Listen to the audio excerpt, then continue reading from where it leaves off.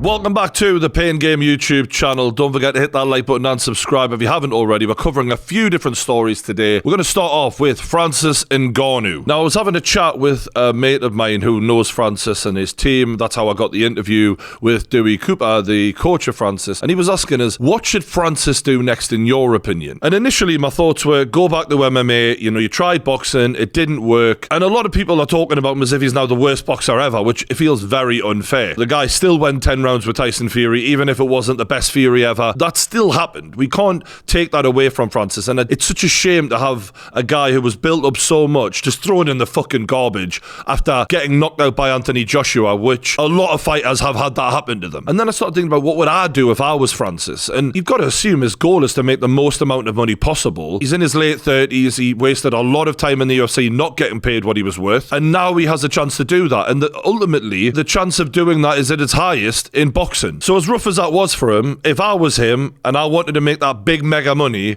I'd roll the dice one more time in a boxing ring, and I would do it against Deontay Wilder. Now, I know that is going to sound absolutely mental, because if you're struggling with, rangy power punchers in Anthony Joshua, you're probably not going to fare too well, in theory, against Deontay Wilder. However, Deontay Wilder's weaknesses are more exposable than Anthony Joshua, by a mile, in fact. I mean, Wilder's coming off the back of a loss himself, and if he wants to ever get the big money fights, he needs to rebuild also. And he didn't have a good performance against Parker. And then you look at what he struggled with against Tyson Fury specifically. It was a big, strong guy who got up close, wrestled him, roughed him up on the inside, and beat him up. And styles do make fights. And I'm not saying that Francis wouldn't get caught by Wilder, but the path to victory is possible against Wilder. He is stronger than Tyson Fury, who manhandled Wilder in the clinch, and he hits harder than Tyson Fury. And if by some chance Francis won that fight, well, for a start, he's right back in the fucking mix all of a sudden. But especially if what I expect to happen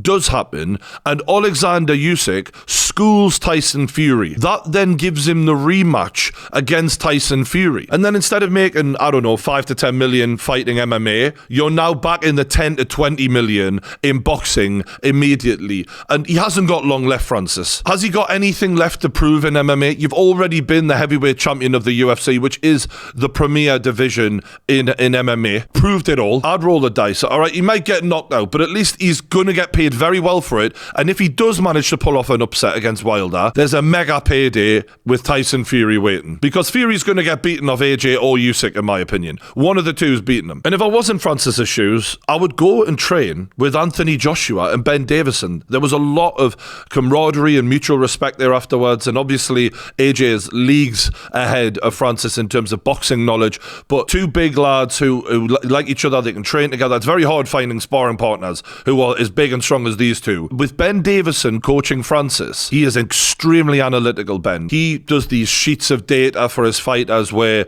he can break down every opponent and understand exactly how you beat them. And they knew Francis had no chance because they'd studied his patterns over and over and over again. They knew exactly how to beat him, which is why it unraveled so quickly. But they can then help Francis patch those holes. I'm not saying I believe Francis is good enough to become a world champion or anything like that, because it's clear now the hours he hasn't been able to put in are always going to matter against an Anthony Joshua, against an Alexander Usyk. And hey, if he can learn enough to beat what we've all said is not a great boxer in Deontay Wilder, who is a one-trick pony, then all of a sudden, that Fury fight is there. Unless Fury beats Usyk, and I'm proven wrong, in fair play. And Deontay Wilder might go out there and fucking drop him and smash him. But at 37 years old, being the physical specimen Francis is, I'd roll the fucking dice and try and cash in another 20 million before you call it a day. What do you got to lose? You go back to MMA and get paid less money, you might get knocked out in that as well. If you're going to play with your brain cells, you might as well get paid well for it. And if Fury does lose the Usyk fight, Ngannou versus Fury 2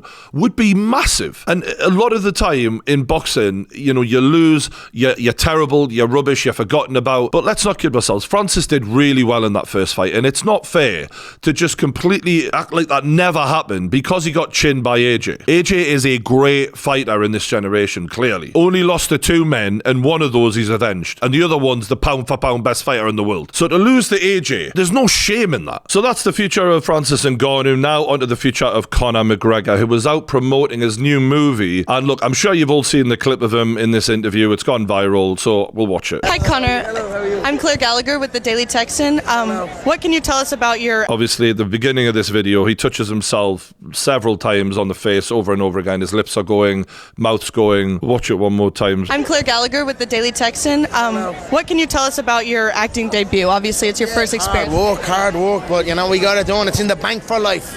You know, you put something in the bank, maybe it's not going to be there for life. You might spend it. This baby is in there for life, and I'm ecstatic about that. He's clearly on the gear, right? We all know it. And the problem with Conor is he's got unlimited money and he can buy the best of it and the most of it. And who's going to tell him to not do loads of it? I don't imagine anyone ever tells this man what to do, ever. And unfortunately, that's a problem because you need people to check you in life. And clearly, he doesn't have enough of those people around him. And maybe there's people who want to be that person. He comes across as a bit of a pig-headed bastard sometimes who wouldn't have it. Can anyone stop him? Can he even be helped? We seen a while ago when I did my first video about his blatant drug use, he seemed to clean his act up a bit for a while. So it is sad to see this because as much as he gave me a load of shit at the time, I don't care about that. Like, for a start, I fucking destroyed him in my reply video. But equally, it's a bit of bullshit in it on the internet. Like, I don't give a shit. I want this guy to have a good life. He's given us good memories. He's been a superstar in MMA. I don't hold any real grudge against the guy. I want him to not end up a sad story in MMA. And right now,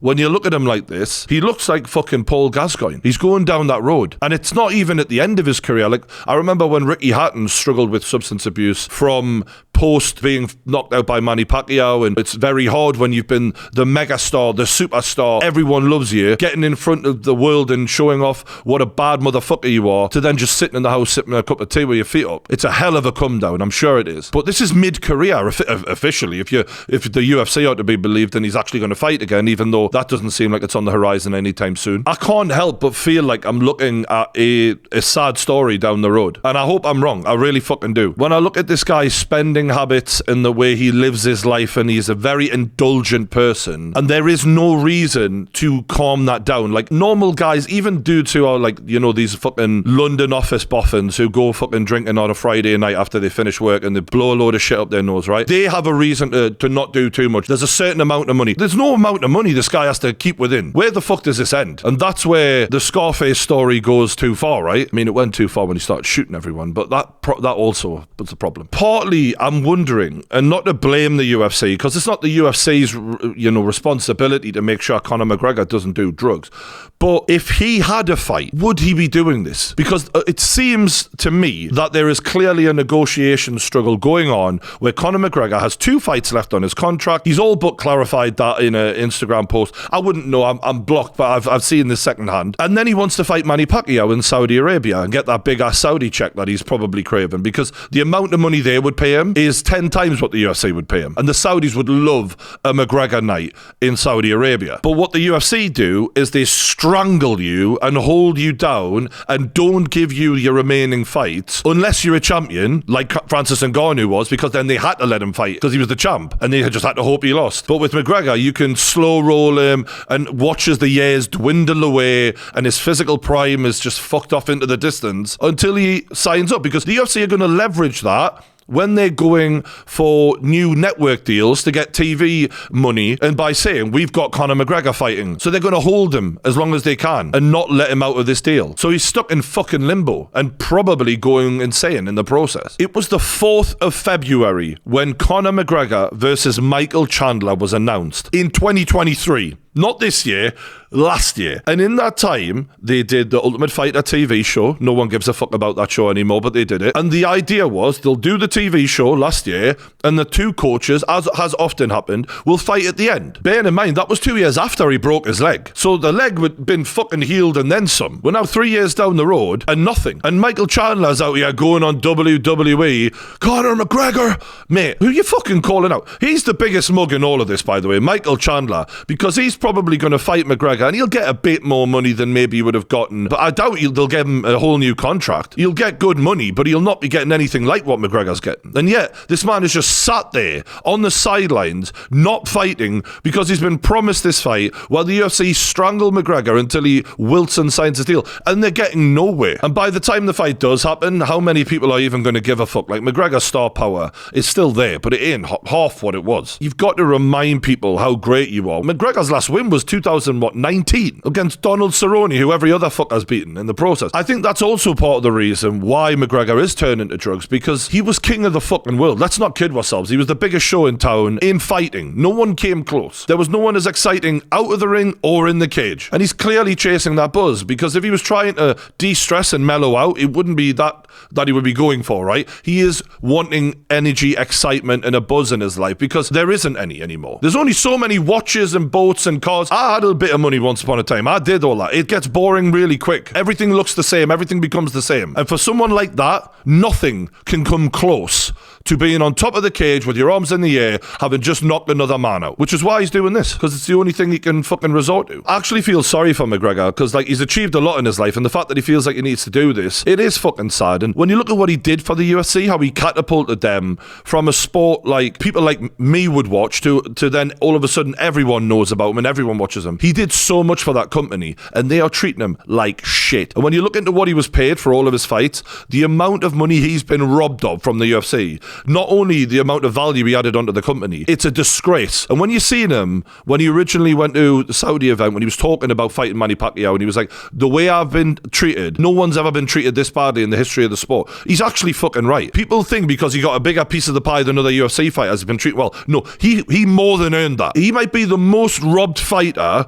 since Iron Mike Tyson was robbed by Don King all those years. That's how bad it is. Luckily, he made some smart investments and set up the old whiskey and all of that, but still, it's not the same as when you're getting in the octagon. And look, I just hope the bloke can get clean and someone can get him away from this shite, because long term, when you've got that much money, it's a dangerous game to be playing. I wonder how he feels when he sees himself going viral for that, because he used to go viral for all the right reasons, and now it can't make him feel good. Maybe that's why he lashed out at me when I pointed it out. Fair fucks to a degree, like I understand, but equally, you're doing this to yourself. And it's one thing when, as men, a lot of men, they have like vices where they like sit and fucking feel bad about things and have a drink or whatever and get a bit, smashed. But it's another thing when you're going out to public events and you're being captured like this. That means you're not in control, in my opinion. So I hope you can get some form of control, and ultimately you need to start going to meetings, mate. That's actually the truth. And if this counts for anyone out there, like that sort of shit actually does save people's lives. So I really hope you can turn it around. In other news, Jorge Masvidal and Nate Diaz are going to be fighting again, but not in the UFC octagon, in a boxing ring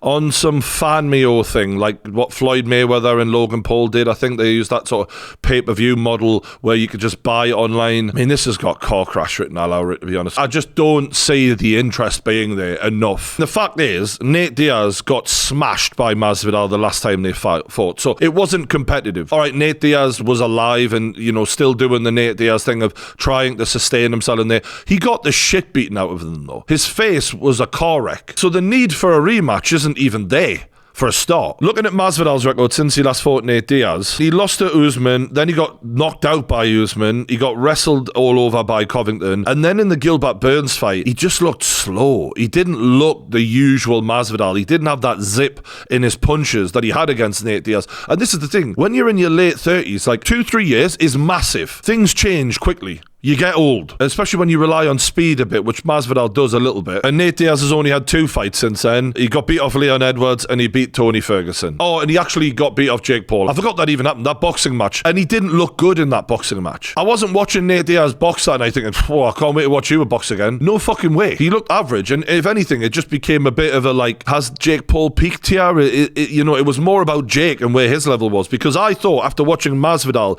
piece this guy up, that Jake Paul would have gone through him. So I'll give Nate Diaz something. He's still got that tough durability. He's still got that. And maybe that'll help him win this fight. But the problem is, will anyone give a fuck? Look, I hope they get their money, but I just think that the interest in this fight is severely miscalculated on their part, and it's going to be a humbling experience when they look at those pay-per-view numbers and realize no one fucking gave a shit. And I'll tell you one thing, I used to really like Jorge Masvidal, right? I don't anymore. The way he's gone on with Chael Sonnen, who has always spoke well about him, has always been a supporter of him. Yeah, Chael says the odd little thing that might pay people off, but like the way George Masvidal is going after Chael Sonnen right now, it's just downright out of order and disrespectful. Like, I'd put money on Chael to beat him in a fucking MMA fight. I'd actually be interested in seeing Chael just stomp him, because you don't fucking pick on Uncle Chael. That's my guy. There's very few UFC fighters who I would back, against Chael if it came down to who I think is a better dude, if any. Chael Sonnen is a stand-up man. People like him and